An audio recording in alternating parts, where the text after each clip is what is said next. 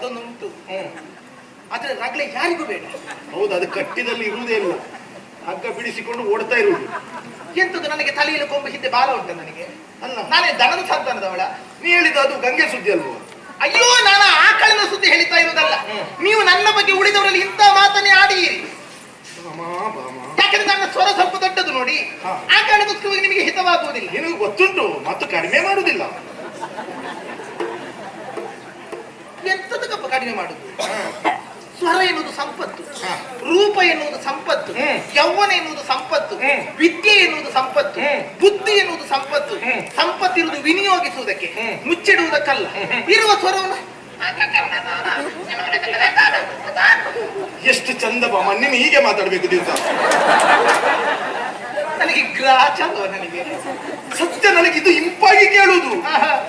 ಇಷ್ಟು ದಿವಸ ಇಂಪು ಕೇಳಲಿಲ್ಲ, ಇವತ್ತೇ ಇಂಪಾದದ್ದು. ಹೌದು, ಅಂದ್ರೆ ನಿಮ್ಮ ಮನಸ್ಸಲ್ಲುಂಟು ನನ್ನ ಸ್ವರ ಬಿದ್ದೋಗ್ಲಿ ಅಂತ ಹೇಳಲ್ವಾ?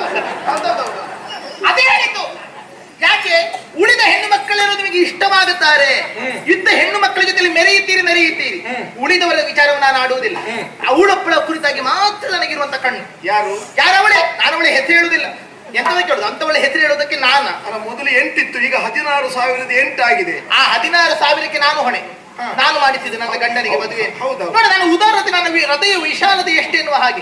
ಯಾವಳೆ ಒಬ್ಬಳು ಹೆಣ್ಣಿರಲಿ, ತನ್ನ ಗಂಡನಲ್ಲಿ ಮತ್ತೊಂದು ಹೆಣ್ಣಿಗೆ ಸುಖವನ್ನ ಪಾಲನ್ನು ಕೊಡಲಾರಳು. ಅದೇ ನಾನು ಹಾಗ. ನಾನು 16,000 ಹೆಣ್ಣು ಮಕ್ಕಳು ನರಕಾಸುರನ ವಧೆಯಾದ ಬಳಿಕ ಕಣ್ಣೀರಿದ್ರು. ಹೌದು, ನೀವು ನನ್ನಲ್ಲಿ ಕೇಳಿದ್ರೆ ಎಂತ ಮಾಡುದು ಬಾಮ? ನಾನೇ ಹೇಳಿದ್ದು ಮದುವೆಯಾಗಿ. ಯಾಕಾಗಿ ಹೇಳಿದೆ? ನನ್ನ ಗಂಡ ಎಷ್ಟು ಬೇಕಾದ್ರೂ ಮದುವೆ ಆಗಲಿ, ನನಗೇನು ಚಿಂತೆ ಇಲ್ಲ. ನನಗೆ ಕಡಿಮೆ ಮಾಡದಿದ್ರೆ ಆಯ್ತು. ನಿನಗೂ ಗೊತ್ತು, ಯಾರೇ ಮನೆಗೆ ಬಂದ್ರು ನಾನು ನಿನ್ನನ್ನು ಬಿಟ್ಟು ಹೋಗುದಿಲ್ಲ ಅಂತ. ಅದೆಲ್ಲ ಬೇಡ.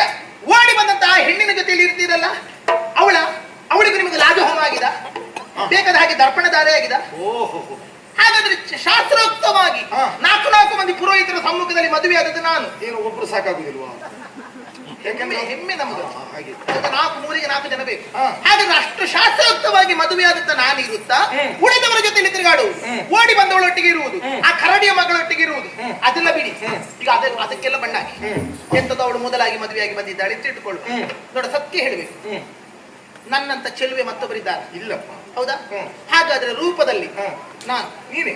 ಮತ್ತೆ ಯೌವನದಲ್ಲಿ ನಾನೇ, ವಿದ್ಯೆಯಲ್ಲಿ ನಾನೇ, ಗುಣದಲ್ಲಿ ನಾನೇ, ಸಂಪತ್ತಿನಲ್ಲಿ ನಾನೇ, ಅಹಂಕಾರದಲ್ಲಿ ನಾನೇ. ಅದು ಒಮ್ಮೊಮ್ಮೆ ಸತ್ಯ ನಮಗೂ ಗೊತ್ತಿಲ್ಲದೆ ಹೊರಗೆ ಬರ್ತದಂತೆ. ಅಲ್ಲ, ಸರಿ ಉಂಟು, ತಪ್ಪೆಂತದ್ದು ಬೇಕು? ಅಹಂಕಾರ ಬೇಕು. ನಾನೆನ್ನುವುದು